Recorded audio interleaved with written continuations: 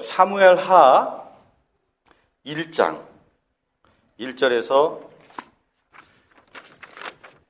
16절까지의 말씀을 우리가 돌아가면서 한 절씩 봉독했으면 좋겠습니다. 제가 1절을 읽겠습니다. 사울이 죽은 후에 다윗이 아말렉 사람을 쳐 죽이고 돌아와 다윗이 시글락에서 이틀을 머물더니 사흘째 되던 날에 한 사람이 사울의 진영에서 나왔는데 그의 옷은 찢어졌고 머리에는 흙이 있더라. 그가 다윗에게 나와 땅에 엎드려 절하매 다윗이 그에게 묻되 너는 어디서 왔느냐 하니 대답하되 이스라엘 진영에서 도망하여 왔나이다 하니라. 다윗이 그에게 이르되 일이 어떻게 되었느냐 너는 내게 말하라. 그가 대답하되 군사가 전쟁 중에 도망하기도 하였고 무리 가운데에 엎드러져 죽은 자도 많았고 사울과 그의 아들 요나단도 죽었나이다 하는지라. 다윗이 자기에게 알리는 청년에게 묻되 사울과 그의 아들 요나단이 죽은 줄을 내가 어떻게 아느냐? 그에게 알리는 청년이 이르되 내가 우연히 길보아 산에 올라가 보니 사울이 자기 창에 기대고 병거와 기병은 그를 급히 따르는데 사울이 들어보아 나를 돌아보고 부르시기로 내가 대답하되 내가 여기 있나이다 한즉 내게 이르되 너는 누구냐 하시기로 내가 그에게 대답하되 나는 아말렉 사람이니이다 한즉 또 내게 이르시되 내 목숨이 내게 아직 내게 완전히 있으므로 내가 고통 중에 있나니 청하건대 너는 내 곁에 서서 나를 죽이라 하시기로 그가 엎드러진 후에는 살 수 없을 줄을 내가 알고 그의 곁에 서서 죽이고 그의 머리에 있는 왕관과 팔에 있는 고리를 벗겨서 내 주께로 가져왔나이다 하니라. 이에 다윗이 자기 옷을 잡아 찢음에 함께 있는 모든 사람도 그리하고 사울과 그의 아들 요나단과 여호와의 백성과 이스라엘 족속이 칼의 죽음으로 말미암아 저녁 때까지 슬퍼하여 울며 금식하니라. 다윗이 그 소식을 전한 청년에게 묻되 너는 어디 사람이냐? 대답하되 나는 아말렉 사람 곧 외국인의 아들이니이다 하니 다윗이 그에게 이르되 내가 어찌하여 손을 들어 여호와의 기름 부음 받은 자 죽이기를 두려워하지 아니하였느냐 하고 다윗이 청년 중 한 사람을 불러 이르되 가까이 가서 그를 죽이라 하매 그가 치매 곧 죽으니라. 다윗이 그에게 이르기를 내 피가 내 머리로 돌아갈지어다. 내 입이 내게 대하여 증언하기를 내가 여호와의 기름 부음 받은 자를 죽였노라 하매니라 하였더라.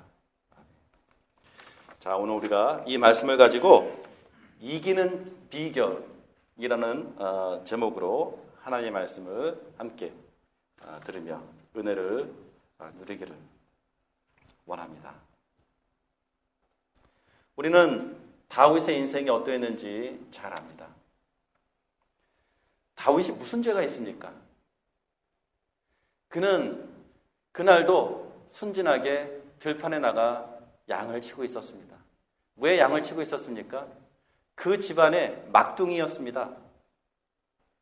아버지가 시켰고 또 자기도 그 집안의 막둥이였기 때문에 자기의 일이었습니다. 들판에 나가서 양을 치고 있었어요. 그런데 갑자기 급히 집으로 들어오라는 소식을 전해 듣고 무슨 일이지? 하면서 그냥 급히 집에 돌아갔더니 거기에 선지자 사무엘이 자기를 기다리고 있는 모습을 보게 됩니다. 선지자 사무엘이 다윗을 왜 기다렸습니까? 왕으로 삼기 위해서 기다렸던 것입니다.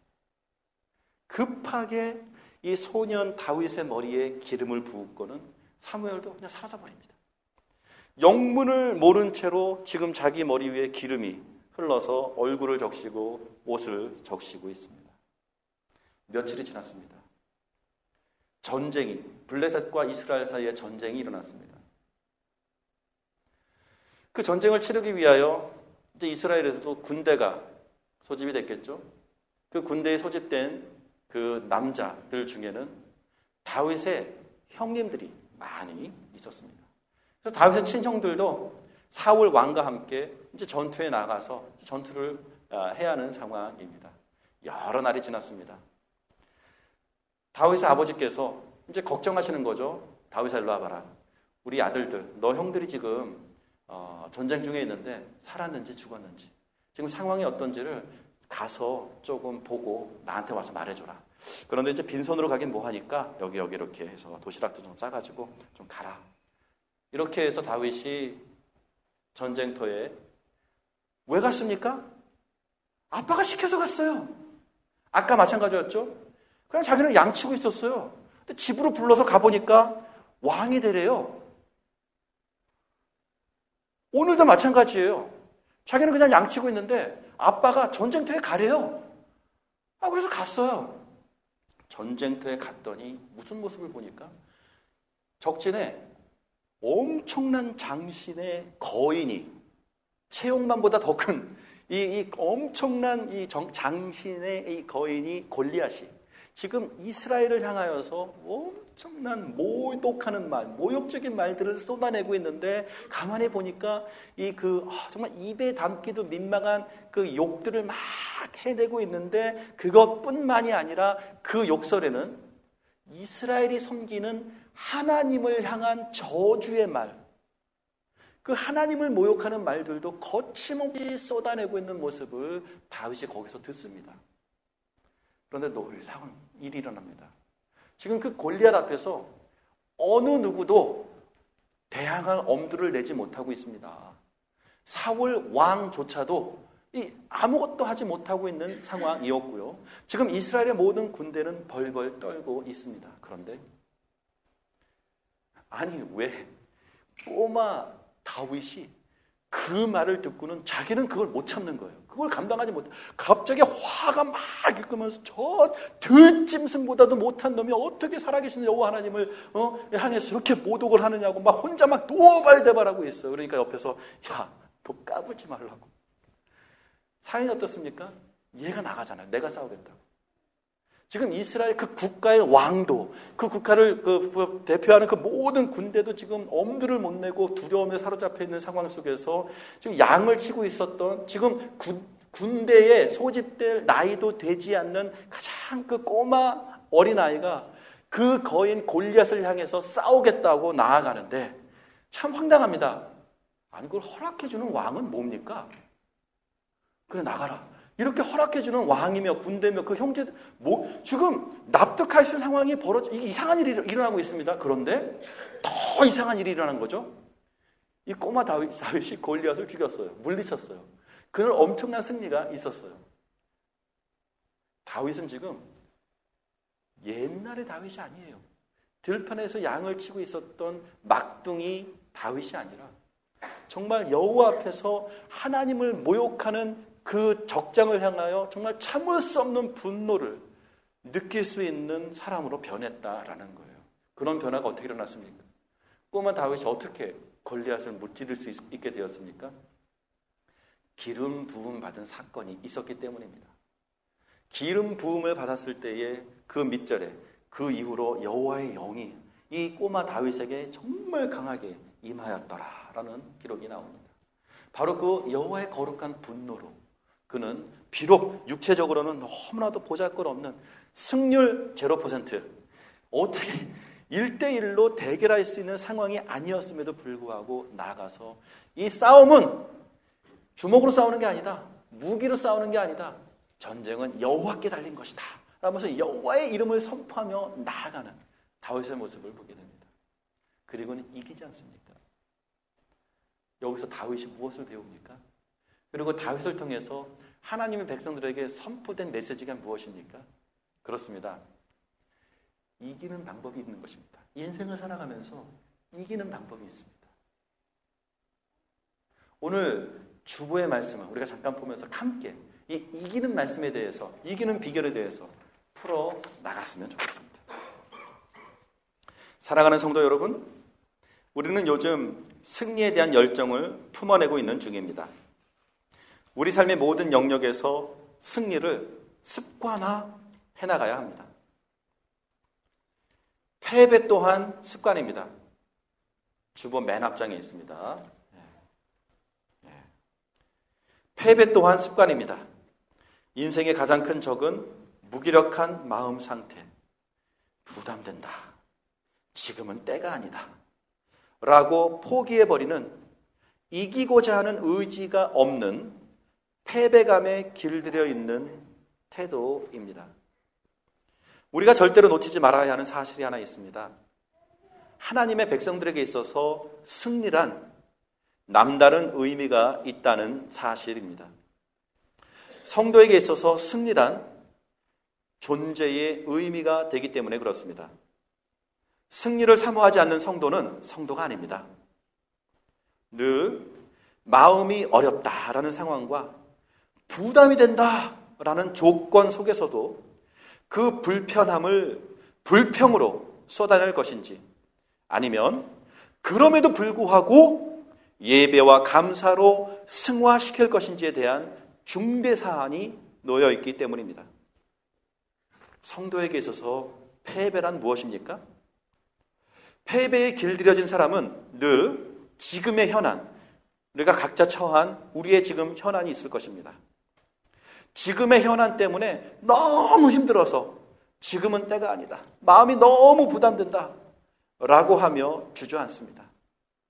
그래서 언제나 항상 지금의 현안이 해결되지 않았기 때문에 예배할 수 없고 감사할 수 없으며 오히려 어떻게 기뻐할 수 있겠느냐고 반문합니다.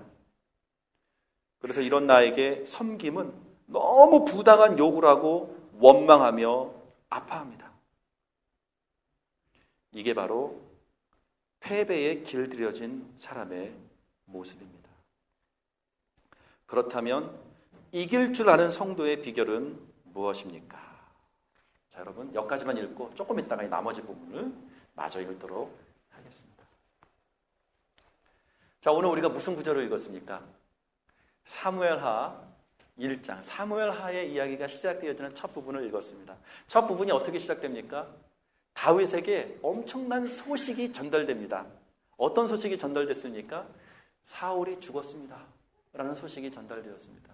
여러분, 다윗에게 사울이 죽었다라는 소식이 전달되었습니다. 그 소식은 다윗에게 있어서 어떤 의미였을까요? 여러분 한번 생각해 보세요. 다윗의 인생이 그날 그 이후로 얼마나 망가졌는지 우리는 알지 않습니까? 사울이 다윗을 죽이기로 작정을 해서 이스라엘 최고의 병력, 그렇죠? 최고의 어떤 정보기관, 하여튼 그 왕으로서 동원할 수 있는 모든 힘과 정보력을 동원해서 이 다윗을 추적하고 죽이려고 그렇게 정말 필사적인 노력들을 해오지 않았습니까? 다윗이 그 나라에서 도망갈 곳이 없었잖아요. 그래서 심지어는 어디로 도망합니까? 블레셋으로 도망합니다. 아차 싶은 거죠. 왜 블레셋으로 갑니까? 블레셋 적장 골리앗, 그 골리앗을 누가 죽였습니까? 자기가 죽였잖아요. 근데 자기가 자기 발로 그 블레셋으로 걸어 들어가면 어떡합니까? 그런데 그럴 수밖에 없었을 정도로 이스라엘 땅에는 다윗이 갈 곳이 없었어요. 오죽하면 자기가 죽인 골리앗, 그 원수의 나라, 그 블레셋 땅으로 본인이 피신하기 위하여 갔겠습니까? 그 정도로 다윗은 너무나도 정말 인생이 무너지는 고달픈 삶을 살았습니다. 근데 블레셋에 가니까 어떻습니까? 야, 사울 왕에 있는 것보다는 낫겠지라는 마음으로 갔지만 블레셋에 가니까 어떻습니까? 모든 사람이 다윗을 알아봅니다. 이 사람이 그 골리앗 죽인 사람 아니냐고. 원수는 외나무 다리에서 만난다고 다윗은 이제 도망갈 기회도 없는 것입니다. 꼼짝없이 죽게 되었습니다. 여러분 그 이야기 아시죠? 어떻게 다윗이 도망쳐 나왔습니까, 여러분? 다윗이 그 순간 기지를 발휘한다라는 게 어떤 기지를 발휘합니까? 미친 척합니다. 여러분 인격적으로 생각해 보세요. 여러분이 얼마나 무서운 상황에 처하게 되면 여러분 스스로가 미친 척하는 액션을 취하게 될까요? 여러분 한번 생각해 보세요. 여러분의 나이와 여러분의 교양과 여러분의 체면과 여러분의 인격을 가지고 어쩔 수 없이 스스로 미친 척을 해야만 하는 상황이 일어났다. 정말 나의 인생에 얼마나 무서운 상황이 들이닥치면 내가 그렇게까지 해야만 할까? 다윗은 다른 옵션이 없었습니다. 미친 척을 하기 시작합니다. 침을 흘리기 시작하는데 이 수염을 적시고 옷을 적셔서 침을 질질 흘리면서 미친 척을 합니다. 얼마나 사실감 있게 미친 척을 했느냐 하면 그 블레셋의 왕이 보고는 그런 말을 하잖아요. 정말 막말을 하면서 이거 미친놈 아니냐. 왜 우리나라에 미친놈이 없어서 다른 나라에서 미친놈을 수입해가지고 지금 내 앞에서 지금 이러고 있는 너희들 막 하면서 그 보좌관들을 막 호통치면서 얘 빨리 끌어내라고 갖다 버리라고 해가지고는 정말 그 짐승을 내쫓듯 몽둥이로 해가지고 그냥 다윗을 쫓아냅니다. 그렇게 미친 진홍을 해서 거기서 쫓아내는 바람에 죽지 않고 살아나옵니다. 그때 기록한 시편의 말씀이 시편 35편입니다. 여러분. 자, 시편 35편을 한번 다 같이 찾아보겠습니다.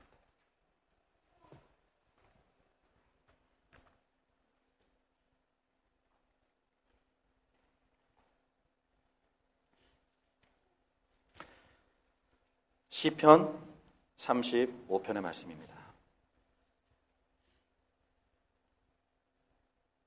시편 34편. 예. 맞습니까? 거기 그렇게 나옵니까? 지금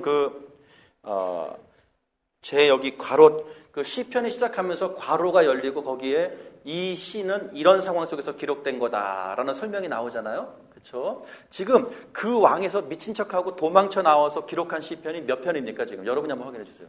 35편 맞습니까? 34편. 자, 그러한 인생 최고의 굴욕, 그렇죠? 최고의 비참한 경험을 하면서 34편의 말씀을 자기가 얘기하는 겁니다. 여러분, 내가 여호와를 항상 불평하며 내 입술로 항상 주를 원망하리이다. 내 영혼이 여호와를 부끄러워하느니 공고한 자들이 정말 나랑 함께 마창고를 찔지어다. 나와 함께 여호와는 참 추태스럽다, 부끄럽다 하며 그의 이름을 낮추세.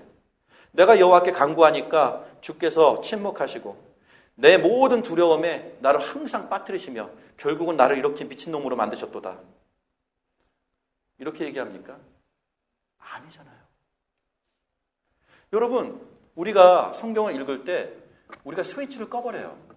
왜 스위치를 꺼버린지 아십니까? 나랑은 상관없다고 생각하기 때문에 그래요. 이건 다윗이잖아. 이건 바울이잖아. 이건 베드로잖아. 당연히 그들은 사도니까, 누구니까 그럴 수 있겠지라고 나랑 연관을 안 지어요. 근데 내 입장에서 이 시편을 읽어봅시다라는 거예요. 여러분이 지금 방금 침을 질질 흘리면서 미친 척을 하면서 정말 비굴한 모습으로 간신히 목숨을 거쳤어요. 그런 상황 속에서 이런 고백을 합니다. 내가 여호와를 송축하며 내 입술로 항상 주를 찬양하리이다. 내 영혼이 여호와를 자랑하리니 공고한 자들이 이를 듣고 기뻐하리로다. 지금 다윗은 여기 입에 묻은 침을 닦으면서 이 셔츠에 젖은 이 침을 닦으면서 지금 나는 여호와를 찬양하리로다 라는 고백을 하며 지금 집으로 돌아가고 있어요. 그 다윗의 마음을 4절입니다. 내가 여호와께 간구하며 내게 응답하시고 내 모든 두려움에서 나를 건지셨도다. 그들이 주를 앙망하고 광채를 내었으니 그들의 얼굴은 부끄럽지 아니하리로다. 이 곤고한 자가 부르짖음에 여호와께서 들으시고 그의 모든 환난에서 구원하셨도다. 여러분, 이기는 인생을 살아야 됩니다. 그런데 어떻게 해야 이길 수 있는 인생을 살아갈 수 있겠습니까? 우리의 인생은요, 영원히 풀리지 않는 숙제가 항상 있습니다. 우리는 얘기합니다. 아직은 때가 아니다. 아직은 때가 아니다. 아직은 때가 아니다. 또 얘기합니다. 부담된다. 부담된다. 힘들다. 힘들다. 그런데 거꾸로 다시 한번 질문해 볼게요. 여러분의 인생에 부담 안 됐었던 시절이 있습니까? 여러분의 인생에 힘들지 않았었던 시절이 있습니까?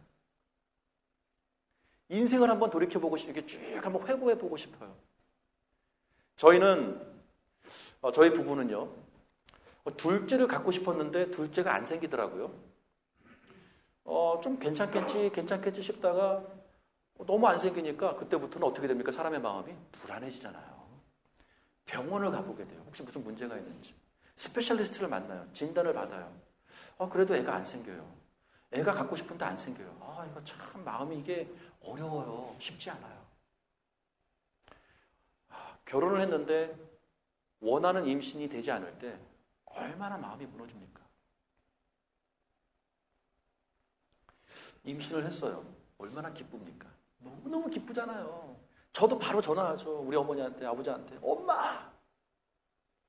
임신했어요. 얼마나 기쁩니까? 근데 임신을 알게 된 소식이 1주, 2주 지났는데 이번에는 너무 지독한 입덧이 시작되는 거예요. 아무것도 못해요. 먹지도 못해요. 막 토해내고 막 끙끙 아무것도 못해요.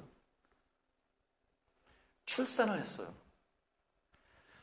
차라리 아기가 뱃속에 있었던 게 나아요. 이 신생아 키우는 게 얼마나 정말 피를 말리는 고통인지 아시잖아요.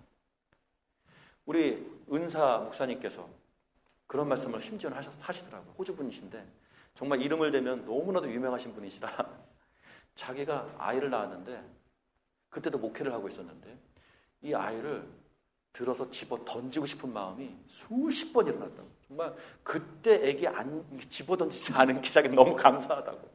솔직한 심정이었다라는 거죠. 애기 키우는 게 얼마나 힘든지 몰라요. 유치원 들어가면 편안해집니까? 초등학교 들어가면 편안해집니까? 하이스쿨 들어가면 좀 나아집니까? 입시 공부 시작하면 아주 편안해집니까? 대학 들어가면 이제 뭐 신경 안 써도 됩니까? 호주에서 대학 졸업을 안 시켜주잖아요. 졸업을 안 시켜줘요. 끝까지 승부를 내야 돼요.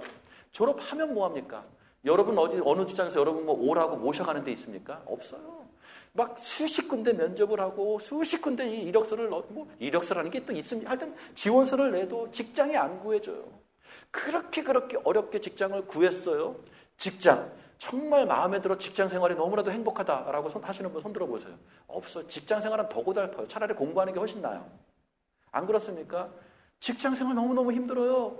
그리고 직장 생활 놀고 먹으면서 할 수 있습니까? 아니에요. 늦으면 안 돼요. 끝까지 일해줘야 돼요. 게으름 못 펴요. 열심히 막 말라가요. 특별히 그게 내가 정말로 원했었던 직장의 현장이 아닌데 어쨌든 먹고 살아야 하기 때문에 그냥 가서 이런 일을 해야 되면 마음이 얼마나 힘듭니까? 안 돼요. 그러는 와중에 내 나이가 70입니다. 그러는 와중에 나는 80이 됐습니다. 내가 평생 동안 무슨 말을 하며 살았습니까? 아직은 때가 아니다. 왜냐? 입덧이 너무 심하니까. 아직은 때가 아니다. 왜냐? 지금 기저귀 갈아야 되니까. 아직은 때가 아니다. 우리 아들이 지금 입시 공부를 해야 되기 때문에 정말 정신없다. 아직은 때가 아니다. 우리 아들이 지금 직장이 안 돼가지고 내가 정말 미치겠다. 어디 좀 좋은 데 있으면 소개 좀 해달라. 그러면서 내 나이 80, 내 나이 90 되는 거예요.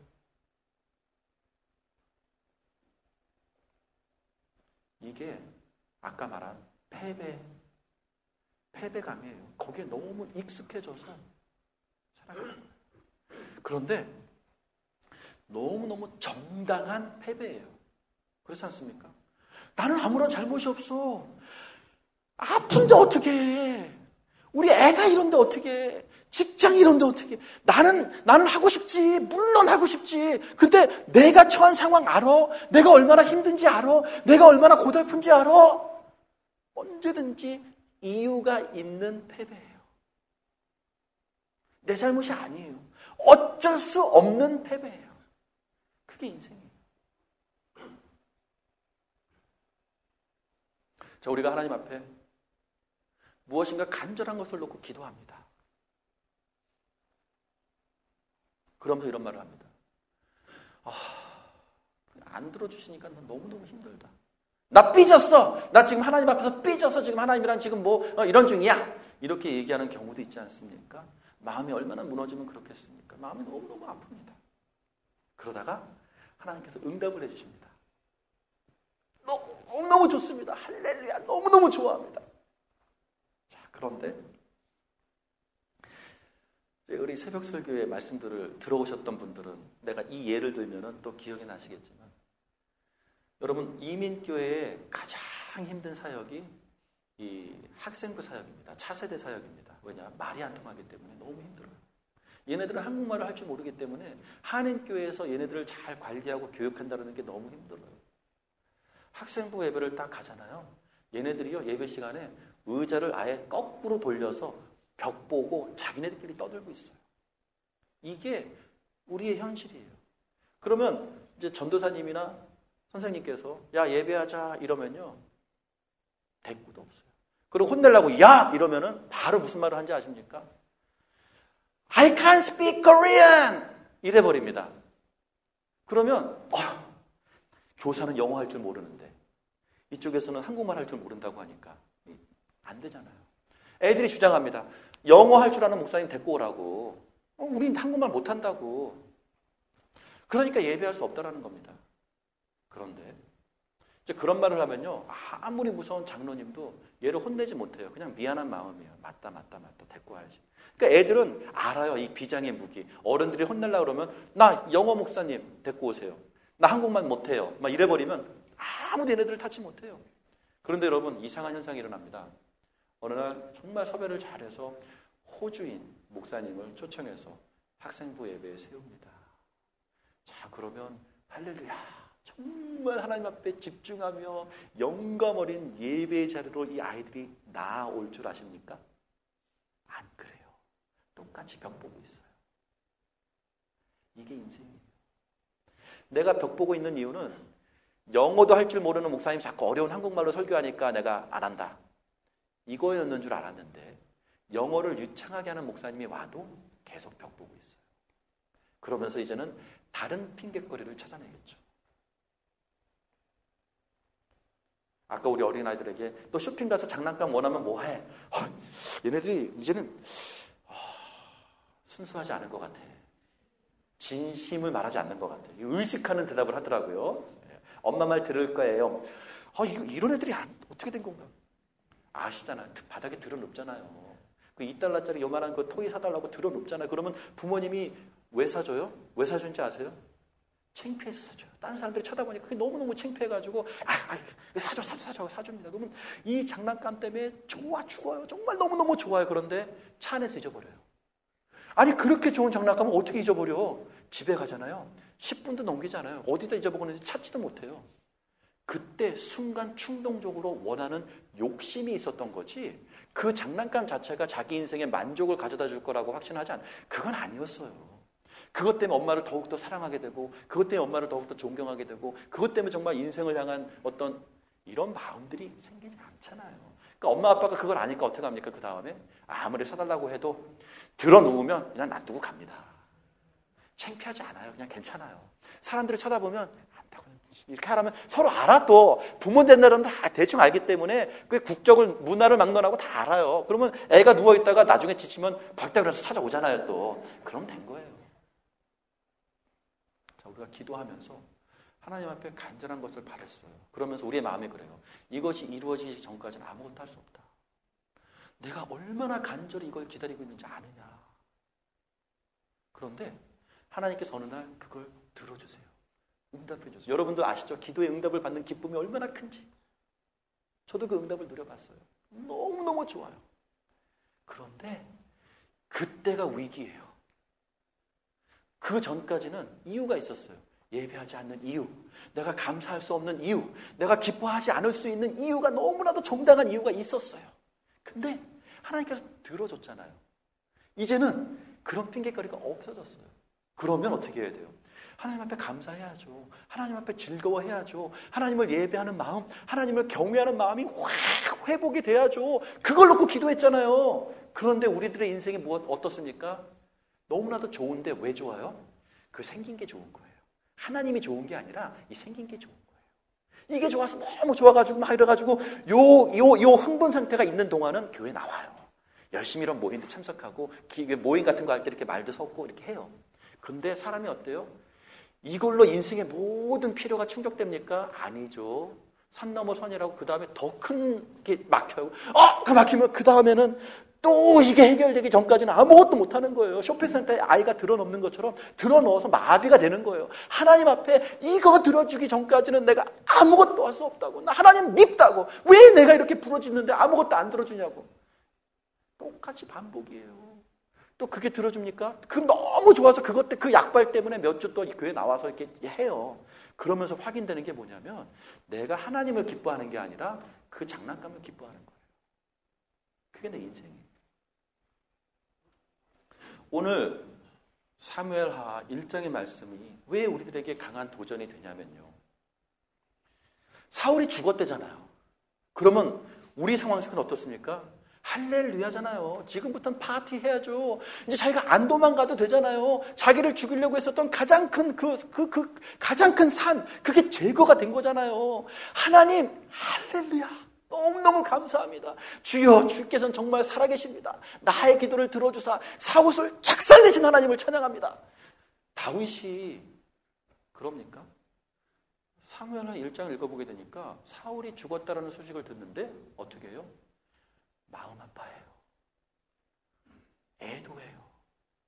그리고는 지금 사울이 죽였다라는 소식을 이제 전달하기 위해서 지금 한 청년이 왔잖아요. 이 청년이 얼마나 기쁜 마음으로 왔겠습니까? 다윗한테 내가 죽였습니다. 내가 직접 죽였습니다. 왜 이러겠어요? 알잖아. 지금 이 다윗한테 내가 이걸 보고를 하면 다윗이 나한테 훈장을 줄 거고 뭐 시민권 줄 거고 지금 이거 아말렉 사람이라니까 엄청난 어떤 혜택을 줄 거라는 기대 속에 왔잖아요. 인간의 이치가 그렇잖아. 지금 다윗의 적은 사울인데 그 사울을 자기가 제거했으니까 얼마나 자기가 이제 인생이 풀리는 겁니까? 근데 다윗이 이 자리에서 당장 죽여라. 어떻게 함부로 기름 부음 받은 사람에게 손을 댈 수가 있느냐 하면서 그 자리에서 사형시켜버리잖아요. 그 다음 구절은요, 다윗이 스스로 애도문을 써요. 애도문을 쓰는데 그 애도문에 얼마나 그 사울의 죽음을 안타까워하는지에 대한 아주 진실된 고백이 나와요. 그럼 우리가 질문해 봅시다. 아니, 다윗에게 있어서 원수는 사울이었어요. 사울이 죽는 게 다윗의 행복이었어요. 다윗의 입장에서는 하나님, 사울이 죽기까지는 아무것도 할 수 없습니다. 아시잖아요, 하나님. 나는 움직일 수도 없습니다. 나는 노출되면 끝입니다. 지금 그런데 이미 우리는 시편 34편에서 무엇을 보았습니까? 사울이 살아있는데 자기는 지금 미친 척을 하고 있는데 인격적으로 또 체면도 그렇고 인생에 소망도 없고 절망 속에서 아무것도 지금 풀리지 않는 그 상황 속에서 다윗이 예배하고 있습니다. 할렐루야. 여러분, 이게 이기는 인생이에요. 지는 인생은 어떻다고요? 예배할 수 없는 정당한 이유 속에서 살아가는 거예요. 그런데 이기는 자의 인생은 그것을 이겨내는 거예요. 사울 왕이 살아있는데 찬송하고 있어요. 그런데 그게 더 확인이 되는 게 사울이 죽었잖아요. 사울이 죽었는데 애도하고 있어요. 왜냐? 이것을 통해서 보여주는 게 뭐예요? 다윗에게 있어서 사울은 고민거리가 아니었어요. 그런 상황과 상관없이 다윗은 늘 하나님 앞에서의 이게 회복된 상태를 유지하고 있었기 때문에 오히려 그 사울을 애도하는 마음을 가질 수 있었다라는 거예요. 오늘 여러분에게 이 도전을 합니다.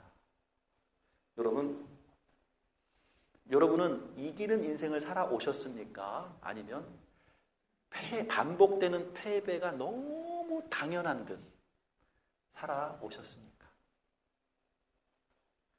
다시 질문할게요. 여러분,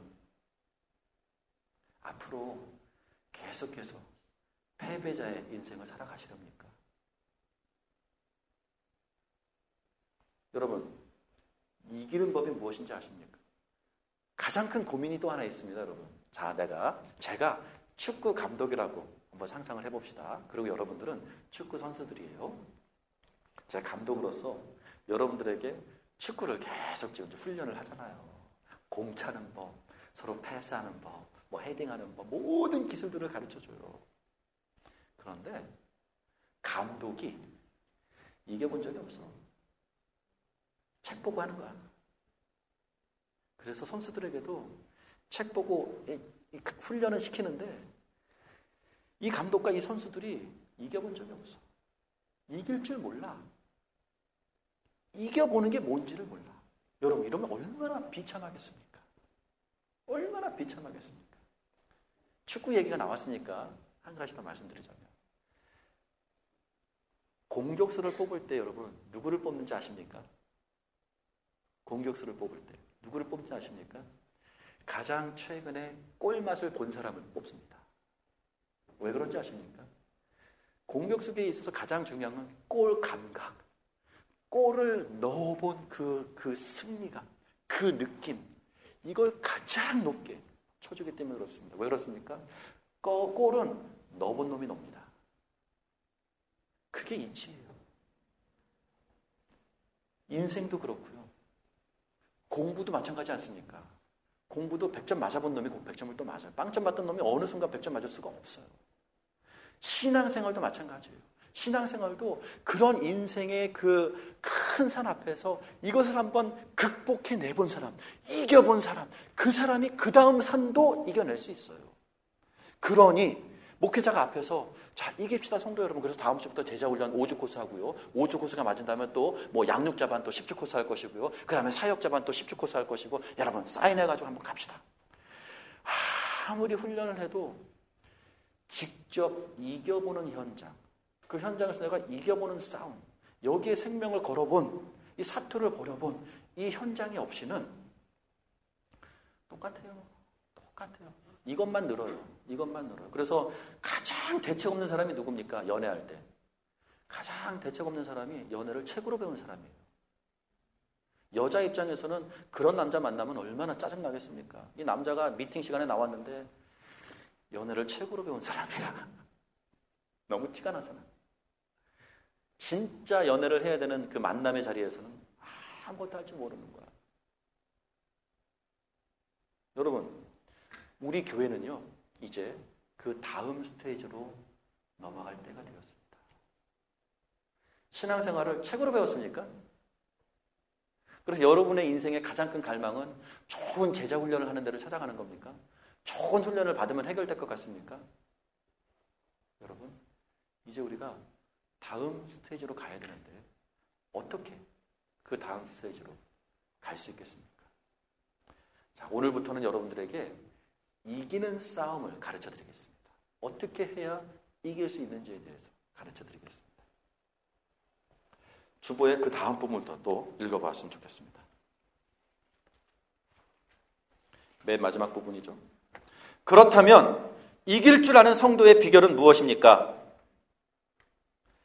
비록 무화과 나무가 무성하지 못하며 포도나무에 열매가 없으며 감람나무에 소출이 없으며 밭에 먹을 것이 없으며 우리의 양이 없으며 외양간에 소가 없을지라도 나는 여호와로 말미암아 즐거워하며 나의 구원의 하나님으로 말미암아 기뻐하리로다.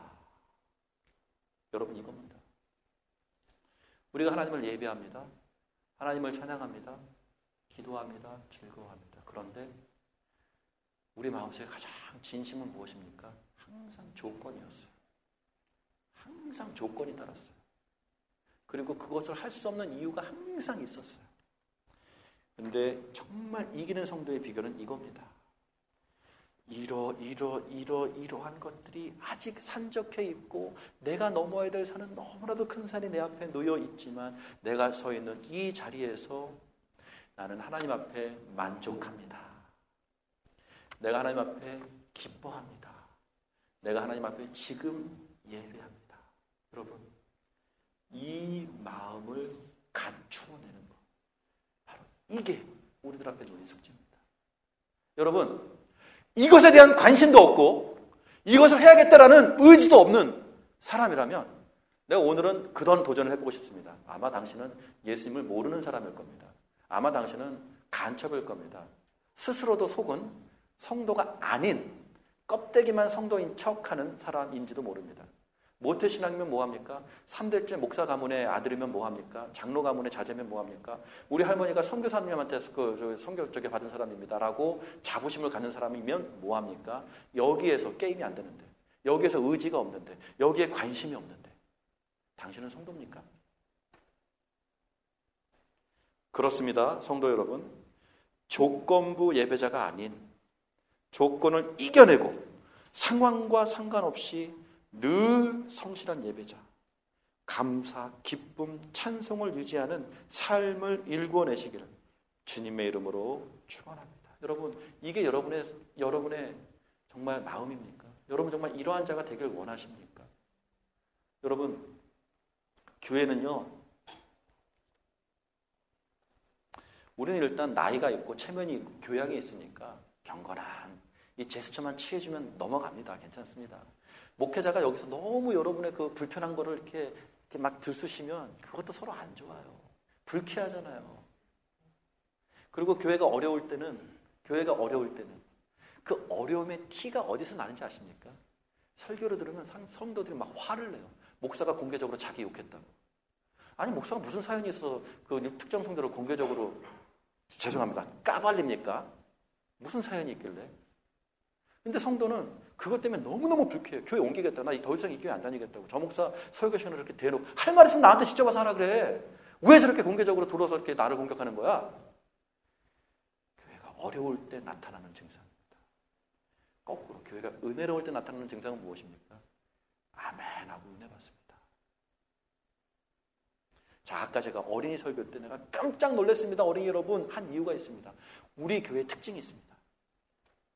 우리 교회는 젊은 부모님들이 많다 보니까 우리 교회의 특성 때문에 생기는 특징입니다. 그런데요, 교회가 예를 들어서 부흥의 기로에 서 있다가 반타작을 하게 되는, 그렇죠?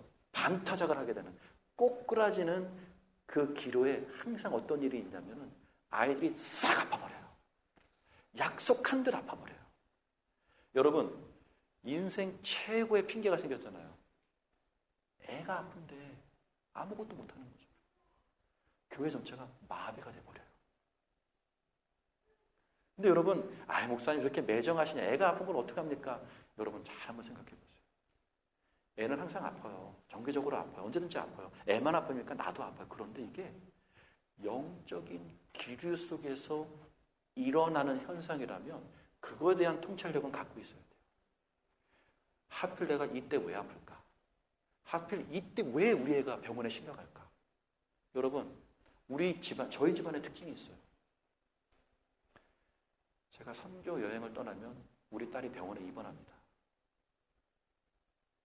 제가 선교 활동을 떠났더니 AGL 전기회사에서 우리 집에 전기를 끊어버립니다. 여러분, 전기 끊어버리는 경험 해보신 적 있으세요? 저희 장인 장모님이 오셨는데 전기가 끊어졌어요. 제가 백두산 올라가면서 AGL이랑 1시간 통화하면서 1,300불 냈어요. 전화비만. 왜 그때 그런 일이 일어날까요? 여러분, 제가 괜한 소리를 하는 것이 아니라 영적인 승부를 내야 될 때 승부를 내셔야 됩니다. 영적인 승부를 내야 될 때 미끄러지면 그게 전부 그냥 그겁니다. 그러면 거꾸로 영적인 승부가 날 때 어떤 일들이 일어나신지 아십니까? 지난주에 얼마나 날씨가 요동쳤습니까? 여러분, 날씨가 요동칠 때 우리 중에 어떤 사람들이 있었는지 아십니까? 이겨내게 해달라고 무릎 꿇은 자들이 있습니다. 이겨내게 해달라고. 주일학교 애들이 다 왔잖아요.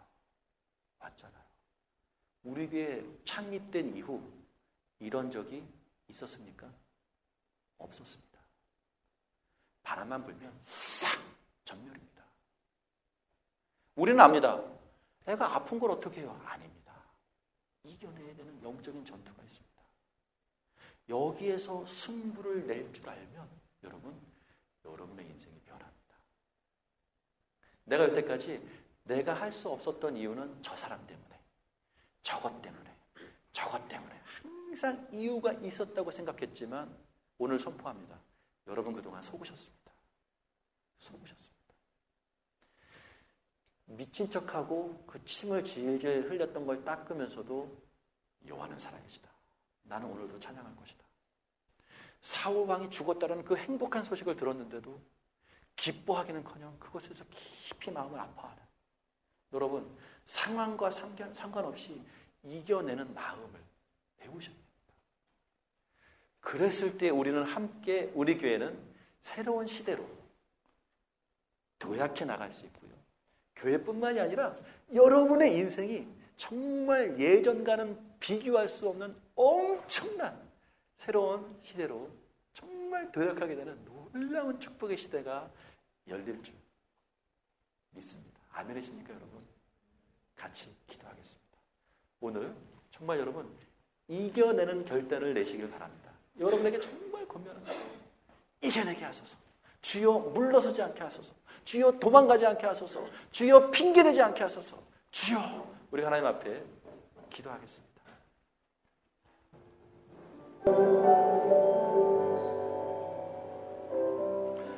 지금 하나님께서 저의 마음에 부어주시는 그 메시지를 또 여러분과 소통하기를 원합니다. 하나님께서 저한테 이런 마음을 주십니다. 성도 여러분, 우리는 저축 생활을 하고 있습니다. 무엇을 위한 저축인지 물어보라고 하십니다.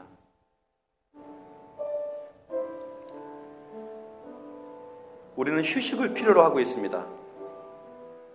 하나님께서 여러분들에게 무엇을 위한 휴식을 지금 취하고 있는 것인지 물어보라고 하십니다. 우리들은 때가 아니라고 얘기하는데 어떤 때가 오기를 원하는 거냐고 물어보십니다. 여러분의 인생에 무엇이 해결되어야 하나님을 찬양할 수 있겠느냐고 물어보십니다. 여러분의 인생에 무엇이 풀려야 하나님을 기뻐하는 자가 되겠느냐고 물어보십니다.